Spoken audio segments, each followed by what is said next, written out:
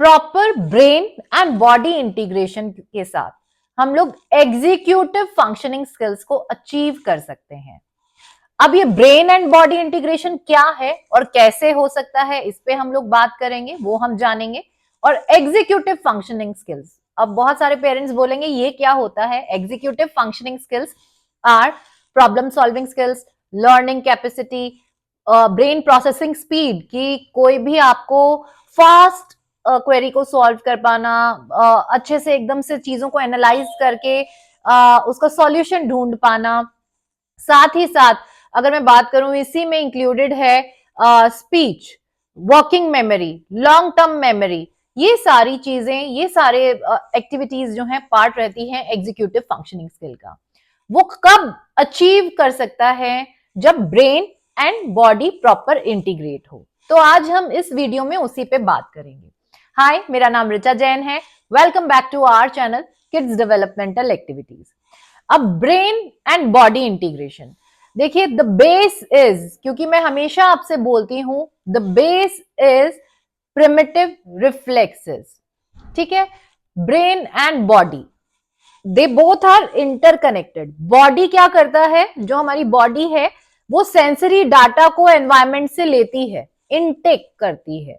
ठीक है, अब इनपुट मिल रहा है, ब्रेन एंड बॉडी अगर प्रॉपर इंटीग्रेटेड होगी, एक साथ सही स्पीड में काम करेगी, तो क्या होगा? सेंसरी इनपुट मिला, सेंसेस से eyes, ear, nose, touch, skin, मतलब जो हम लोग जितने भी सेंसेस हैं, proprioceptive sense, vestibular sense, interoception. अब उन सब इनपुट्स को जो बॉडी है वो सिग्नल कहां जाते हैं? ब्रेन में। अब ब्रेन में कहां से जाते हैं? ब्रेन स्टेम, जो हमारी ब्रेन स्टेम है उधर से वो डाटा जाएगा और फिर वो ब्रेन पूरा उसका मीनिंग बनाएगा कि ऑडिटरी क्या है, विजुअल क्या है, मूवमेंट के अकॉर्डिंग क्या है। अब वो उसको प्रोसेस करेगा और उसके अकॉर्डिंग आउटपुट जनरेट करेगा। So this is the whole process. Okay, तो अब जब ब्रेन और बॉडी इंटीग्रेटेड होगी, जब डाटा इनपुट सही होगा बॉडी से और ब्रेन उसको अच्छे से प्रोसेस करेगा, तभी तो आउटपुट सही आएगा। तो इसलिए brain and body integration important है। अब ये ब्रेन एंड बॉडी इंटीग्रेशन हम कर कैसे सकते हैं? वर्टिकल इंटीग्रेशन होता है और हॉरिजॉन्टल इंटीग्रेशन होता है। वर्टिकल एंड हॉरिजॉन्टल, ऊपर से नीचे, बॉटम अप अप्रोच हम लोग बोलते हैं। जहां पर मैंने इस पे पूरा अलग सेपरेट वीडियो दिया है, वो मैं आपको डिस्क्रिप्शन बॉक्स में दे दूंगी, वहां से जाके आप समझिएगा कि बॉटम अप अप्रोच। क्योंकि जब हम दोनों चीजें, vertical integration and horizontal integration simultaneously एक साथ करेंगे, तभी ब्रेन एंड बॉडी इंटीग्रेशन आएगा और बच्चे की एग्जीक्यूटिव फंक्शनिंग स्किल्स आएंगी। ठीक है, तो वर्टिकल अप्रोच क्या है? क्योंकि हमारा जो ब्रेन का सेंट्रल नर्वस सिस्टम का बेस है, डेवलप होने का बेस क्या है? Primitive reflexes. तो सबसे पहले हमें रिटेन्ड प्रिमिटिव रिफ्लेक्सेस के लिए चेक करना है, साथ साथ सेंसरी प्रोसेसिंग इंटीग्रेशन पे काम करना है। They both goes hand in hand, क्योंकि अगर रिटेन्ड प्रिमिटिव रिफ्लेक्सेस है तो सेंसरी इश्यूज होंगे, सेंसरी इश्यूज हैं तो रिटेन्ड प्रिमिटिव रिफ्लेक्सेस के लिए चेक करना है। ऐसा नहीं है every child has retained primitive reflexes. 80% cases में रिटेन्ड रिफ्लेक्सेस रहेंगे, बट 20% केसेस ऐसे भी होंगे जहां नहीं है, only sensory issues are there. ठीक है, अब सेंसरी इश्यूज रहेंगे तो क्या होगा? बिकॉज मैंने बोला इनपुट कहां से लेते हैं? सेंसेस से लेते हैं। जब सेंसरी इश्यूज हैं तो वो इनपुट प्रॉपर नहीं आ रहा, इनपुट प्रॉपर नहीं जा रहा तो ऑब्वियसली ब्रेन सही डाटा प्रोसेस नहीं करेगा। तो सेंसरी इश्यूज पे हमें काम करना है ताकि इनपुट अच्छा हो। देन हम लोगों को ब्रेन पे काम करना है कि चैनल पे, कि वो जो डाटा सही जाए ब्रेन स्टेम के थ्रू, सेरेबेलम के थ्रू, एंड देन वो जो डाटा जा रहा है इनपुट, वो हमारा ब्रेन उस तक सही जाए। तो next step will be core strength and cerebellum.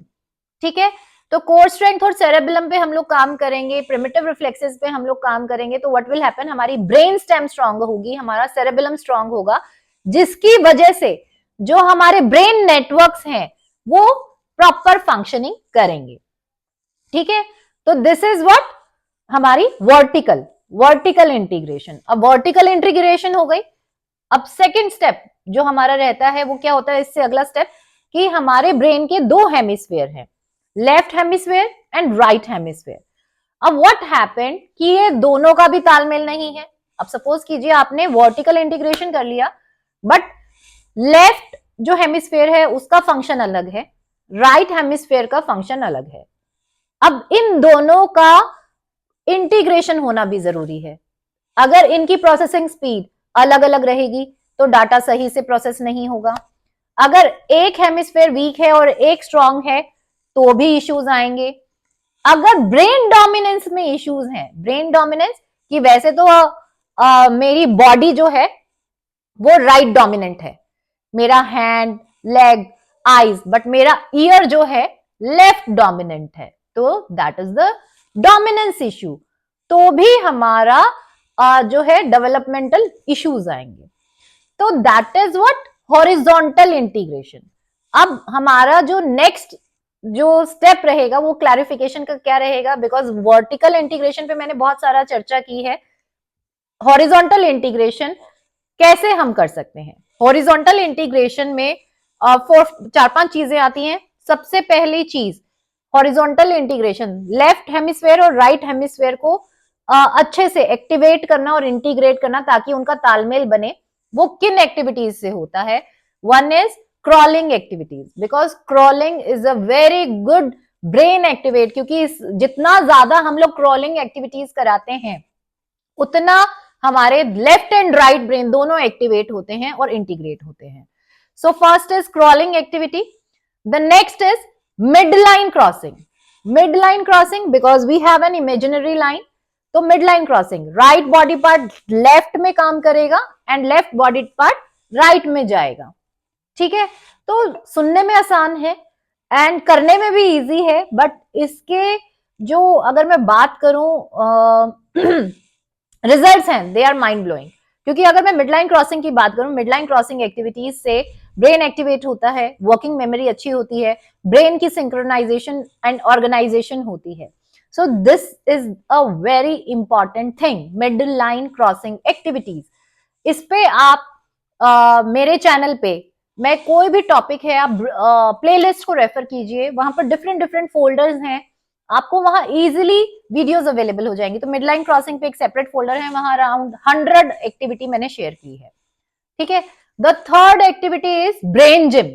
Brain gym क्या होता है कि दोनों साइड्स मतलब लेफ्ट एंड राइट दोनों साइड्स पे साइमल्टेनियस एक साथ मूवमेंट होना।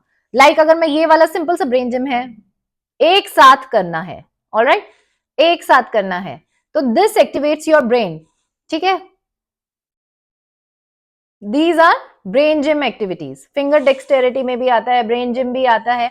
इससे आपकी थिंकिंग कैपेसिटी बढ़ती है और दोनों sides left and right sides का इंटीग्रेशन होता है। तो बेसिक है, बहुत छोटे छोटे बच्चों के साथ, 2 साल के बच्चे के साथ कौन सी ब्रेन जिम कर सकते हैं, बड़े बच्चों के साथ कौन सी कर सकते हैं, वो आप मेरे चैनल पर प्लेलिस्ट में जाएंगे, ब्रेन जिम फोल्डर देखेंगे, वहां पर भी and number of brain gym activities मैंने शेयर किया है।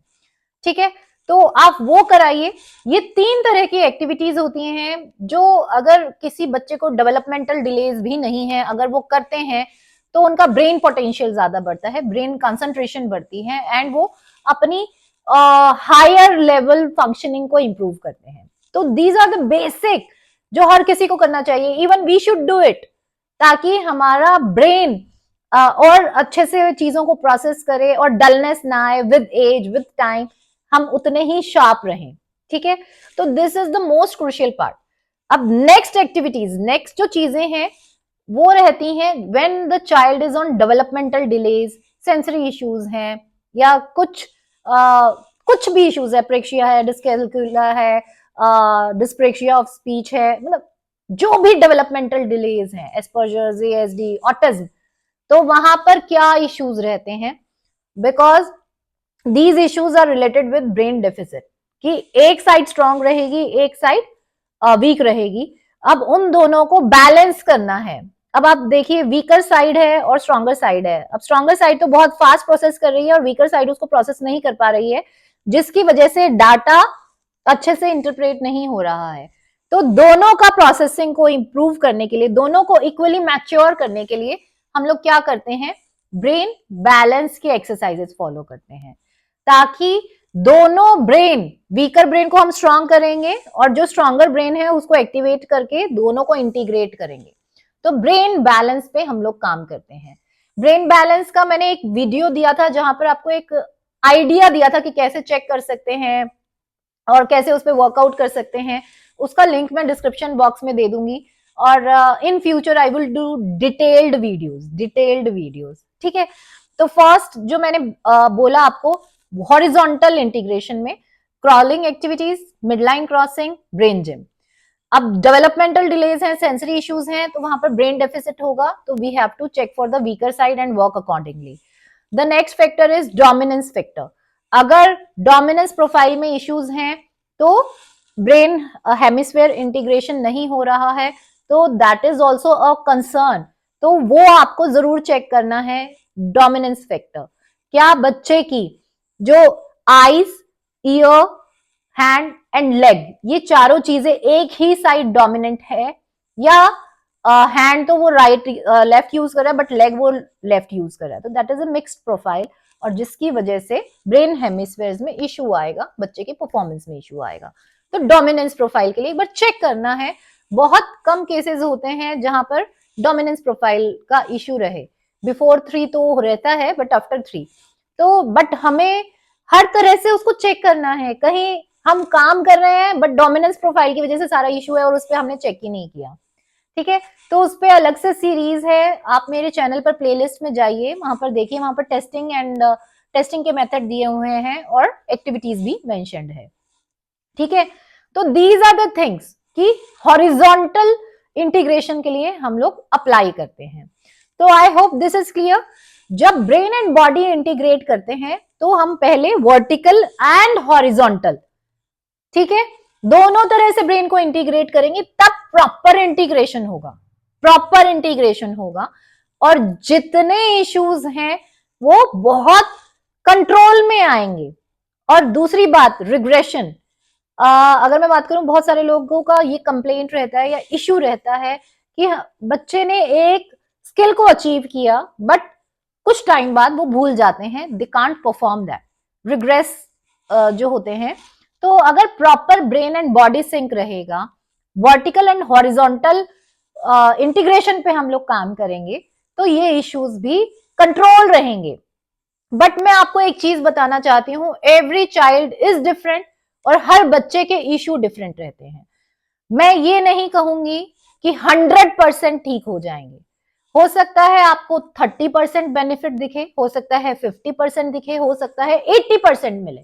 It depends on your child and your work, कि आप कितना काम कर रहे हैं और आपके बच्चे के इश्यूज कितने हैं, ब्रेन की वायरिंग किस हिसाब से है।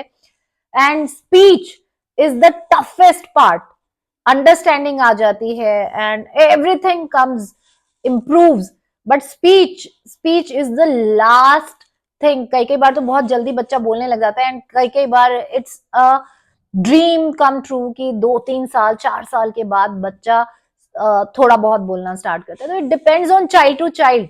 आई want to give you motivation but I want to clear these facts.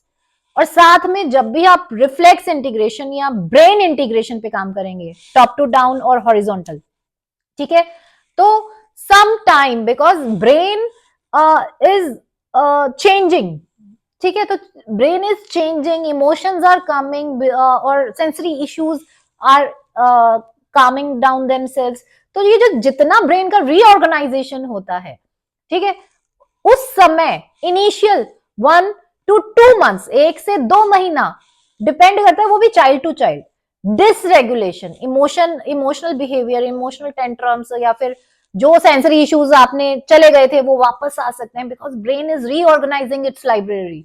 वो ऑर्गेनाइज हो रही है कि स्टेप 1, स्टेप 2, स्टेप 3, स्टेप 4, तो वो हो सकता है कि पहले वो ऑर्गेनाइज कर रहे हैं, स्टेप 1 था ऑलरेडी बच्चे में एक्टिवेटेड था बट स्टेप 2 वाज मिसिंग।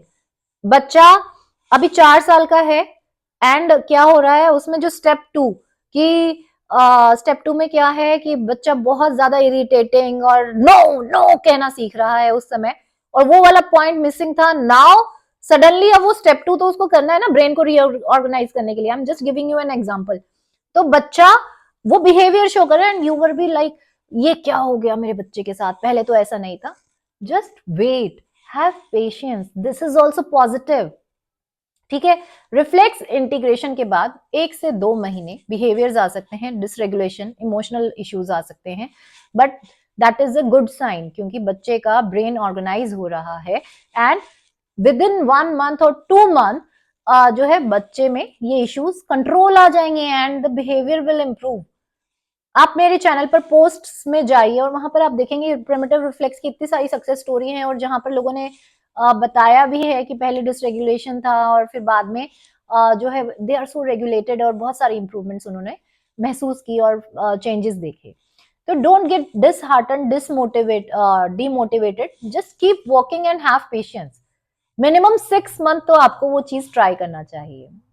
तो this is the whole brain integration, brain and body integration, top to down, ठीक है, bottom up approach and then horizontal integration. I hope this is clear so far. जो मैं अभी तक आपके साथ through series clear कर रही हूँ, this is a very crucial point. अगर कोई भी क्वेरीज है, I always tell you, ask you कि अगर आपकी कोई भी सक्सेस स्टोरीज हैं वो जरूर शेयर कीजिए, जिससे हमें मोटिवेशन आए, मुझे भी और फेलो पेरेंट्स को भी। वो सक्सेस अपने तक मत रखिए। कोई पॉजिटिव चीज अगर आप कर रहे हैं जिससे आपको बेनिफिट मिला, हो सकता है वो मुझे नहीं पता, औरों को नहीं पता, please share that in comment section, ताकि औरों को उससे हेल्प हो। थर्ड थिंग, अगर आपकी कोई क्वेरी है, you want to share some experience, some questions, please share and give your feedbacks that really charge me up कि मैं आपके साथ और अच्छे से और ज्यादा जितना मेरा नॉलेज है, बिकॉज सीरियसली अगर पीछे मैं बात करूं, आई was so disheartened and demotivated for last 2 months. I was like नहीं छड़ यार, कौन इतना माथा खपाएगा, मतलब मेरे पास अपना इतना काम है, I have so many social engagements and then family, kids, क्यों अपना यूट्यूब पे टाइम वेस्ट करना। I was so disheartened, but then again January I was like okay let's do it. तो I also need that motivation so that I keep my energy level up. So please share your comments and thank you so much.